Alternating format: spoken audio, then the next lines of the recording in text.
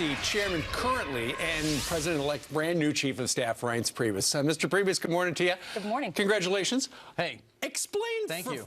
To folks, what does the Chief of Staff do exactly?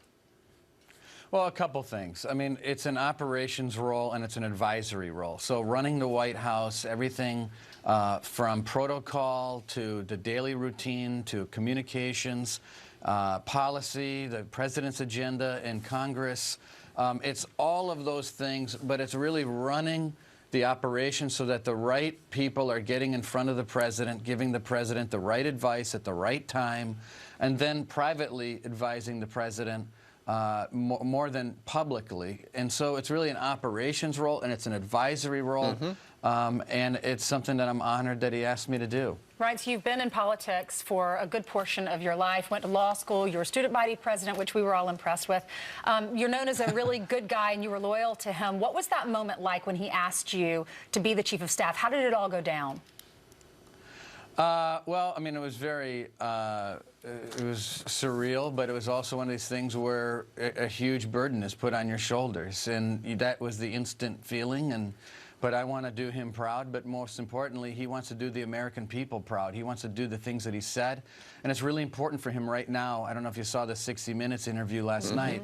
It's really important that all Americans understand that he is a president for everyone. He wants to make everyone proud, whether your race, ethnic background, gender, anything. In 20 years, we want every American, no matter who you are, to look back at President Trump and say, wow, this person did an incredible job, and he led our country with honor and dignity. That's what President Trump wants, and we just want everyone to know that. Was it a phone call? I'm sorry, let me just ask. Don't want to dig a little bit more into that. Was it a phone call? Was it a meeting?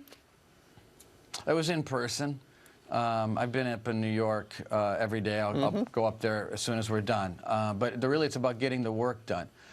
He enjoyed an electoral landslide on Tuesday because his vision and the things that he did in bringing almost all factions of our party together, including a lot of people who voted for Barack Obama in the middle of Pennsylvania and Michigan and Wisconsin, said this is the person that's going to change the course of history, and they supported Donald Trump, and I think he's going to do you all proud. So, Reince, as you know, the minute this came out, I like to flip around channels and find out everybody's reaction. Everyone says, this guy, Reince Priebus, is a saint. The devil is Steve Bannon. He's the alt-right guy from Breitbart who's a white supremacist, and he's the chief strategist. How could Donald Trump do such a thing? You work with Steve Bannon. I don't know what your relationship was prior to that. Tell us the guy you know.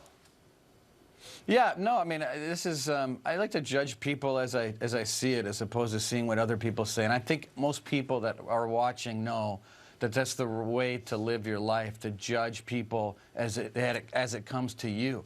And I'll tell you, the Steve Bannon I know is a guy that is really on the same page with a lot of the thing, almost everything that I agree with as far as advising President-elect Trump. I mean, he was a force for good on the campaign. He's very wise and smart. He's a London School of Economics, Harvard Business School. People don't know that he was a 10-year naval officer at very high levels advising admirals in the Navy. So I haven't seen any of these things that people are crying out about. But look, it's a good team. It works, and I think if people saw the last few months in the campaign, it worked very well. Sure. So you're the insider, and Steve Bannon is the outsider, and that's kind of what Trump was all about through the entire campaign, was he's going to try to bring all viewpoints in. Steve Bannon's got the same kind of vision, the populist vision, and you're the guy who's got to go up on Capitol Hill and get the votes. Well, that's about right. I mean, that's an important thing. I mean, in order to get things done in Washington, you do have to appeal to a lot of different people, even within our own party.